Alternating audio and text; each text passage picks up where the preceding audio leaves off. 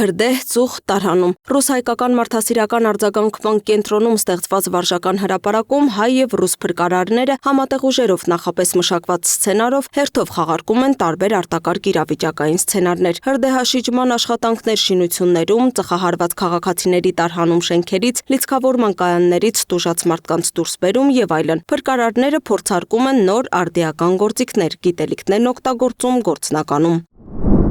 Հայ եւ ռուս փրկարարների ցուցադրական վարժանքներին հրշեջ փրկարարական սարքավորումների եւ տեխնիկական հագեցվածությանը արտակարգ իրավիճակում արագ արձագանքման կարողություններին տեղում հետևում են ներքին գործերի նախարարի տեղակալ ՆԳՆ փրկարար ծառայության տնօրեն Արամ Ղազարյանը եւ Ռուսաստանի Դաշնության քաղաքացիական պաշտպանության արտակարգ իրավիճակների եւ բնականաղետների հետևանքների վերացման նախարարի տեղակալ Վյաչեսլավ Բուտկոն։ Նրանք շրջում են կենտրոնի տարածքում ինժեներասակրավորային եւ վթարափրկարարական պատրաստության սարաններում ծանոթանում կրթական հնարավորություններին։ Ցանկացած հնարավորություններ անընդհատ կատարելագործման կարիք ունեն եւ ներկա հնարավորությունները թույլ են տալիս բազմաթիվ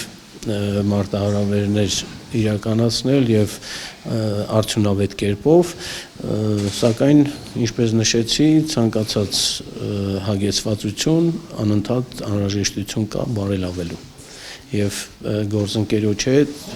մենք երեք քննարկել ենք տարբեր հարցեր եւ տեխնիկական հագեցվածության եւ կրթական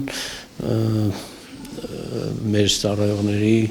համատեղ կրթական որակը ավելի բարձրացնելու նպատակով։ Հրդեհ, պայթյուն, քարաթափում, արգելափակված եւ տուժած քաղաքացիներ։ Փրկարար ջոկատներն օպերատիվ արձագանքում են յուրաքանչյուր սցենարի, օգնություն ցուցաբերում տուժածներին, մարում հրդեհը, հատուկ տեխնիկայի միջոցով հեռացնում արգելապատնեշները։ Առաջադրանքները կատարվում են ամբողջությամբ, խնդիրները լուծվում հաջողությամբ։ Ցուցադրական վարժանքները նպատակ ունեն բարձրացնելու փրկարարական ստորաբաժանումների պատրաստվածության մակարդակը, նաեւ ամրապնդելու հայ-ռուսական գործակցություն արտակարգ իրավիճակների կանխարգելման եւ դրանց հետևանքների նվազեցման ոլորտում։ Կարծում եմ այս պոլիգոնը իսկապես յուրահատուկ է եւ տալիս է գործնական գիտելիքներ հրդեհաշիջման աշխատանքներում։ Այստեղ մենք ծանոթացել ենք հումանիտար օգնության պահեստարաններին, որոնք կարող են կիրառվել արտակարգ իրավիճակներում մարդկանց օգնություն ցույց տալու համար։ Որքան էլ պարզունակ հնչի, ամենակարևոր արտակարգ իրավիճակների հետ կապված հնարավոր ռիսկերը կանխելն է, քան հետագայում դրանց արձագանքելը։ Ուստի պատրաստվում ենք մշակել ռիսկային իրավիճակների մոդելավորում, ըստ այդմ իրականացնելու ենք մոնիթորինգ, աշխատելու ենք ԱԹՍ սարքերի հետ եւ այլն։